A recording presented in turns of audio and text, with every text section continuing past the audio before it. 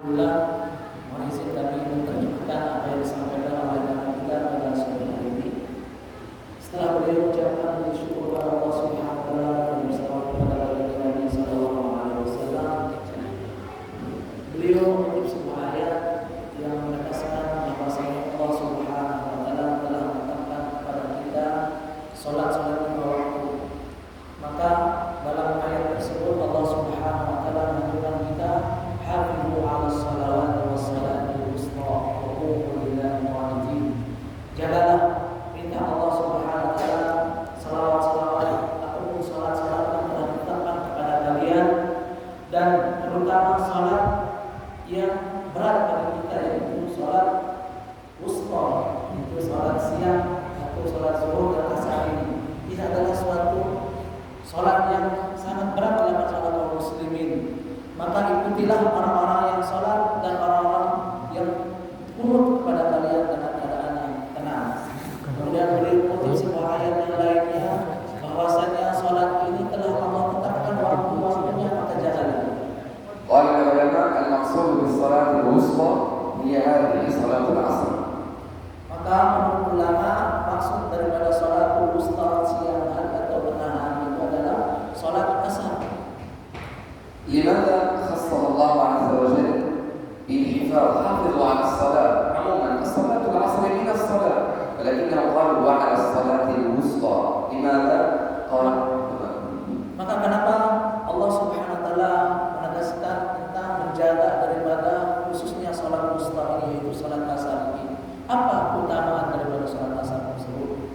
لأن العمل يرفع إلى الله سبحانه وتعالى كل يوم مرتين، مرة في صلاة الفجر الصبح ومرة في صلاة العصر بعد صلاة العصر.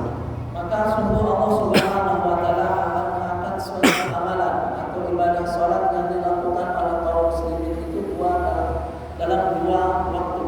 Yang pertama, Allah akan mengangkat amal atau catatan amal kita itu pada salat fajar, yaitu salat subuh. Kemudian kedua kalinya dalam setiap harinya, yang kedua yaitu pada salat asar. Maka Allah akan mengangkat daripada setiap amal-amal tersebut. والصلاة هذه يا إخواني تحتاج إلى الخشوع وقوموا لله قانتين. Maka syarat daripada amal ibadah salat itu akan diterima oleh Allah Subhanahu wa taala, yaitu syaratnya kita hendaklah mengerjakannya dengan khusyuk, yaitu dengan berdiri tenang. كيف أشرع في الصلاة؟ نقول الله أكبر هكذا، كأني أرمي كل الدنيا خلف ظهري. هذه معنى الله أكبر. Maka dalam rakaat salat ataupun dalam rukun salat, kenapa kita mengangkat kedua tangan kita saat takbiratul ihram? Maka hikmahnya adalah kita menyerahkan diri kita, semua urusan dunia akhirat kita hanya kepada Allah Subhanahu wa taala. Sehingga kita mengangkat kedua tangan kita saat takbiratul ihram. كيف أشرع في هذه الصلاة التي جعلها الله صلة اتصال بين العبد والله سبحانه وتعالى؟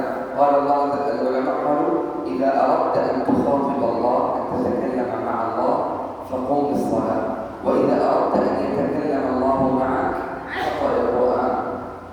Maka salat ini juga dikatakan adalah penghubung antara hamba dengan Rabb-Nya. Maka ketika kita menginginkan Allah, ada hubungan antara kita dengan Allah Subhanahu wa taala, maka mari kita tunaikan salat dengan cara khusyuk dan khudu tersebut. Dan kemudian yang kedua, apabila kita ingin bercakap-cakap, berkata-kata ataupun berdialog dengan Allah Subhanahu wa taala, maka hendaklah kita berbanyak tilawah Al-Qur'an. الخشوع في الصلاة له أسباب.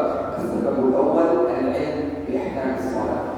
Maka syarat untuk mengetahui bahwasanya kita ini bisa khusyuk dalam salat kita, maka hendaklah kita memperbanyak ilmu. التدرج والتدريب على هذه الصلاة، الإنسان يخشى يعزم النية على الخشوع والتأشر في هذه الركعة. إن لم ينشأ في هذه الركعة سوف ينشأ في المرة الثانية وفي المرة الثالثة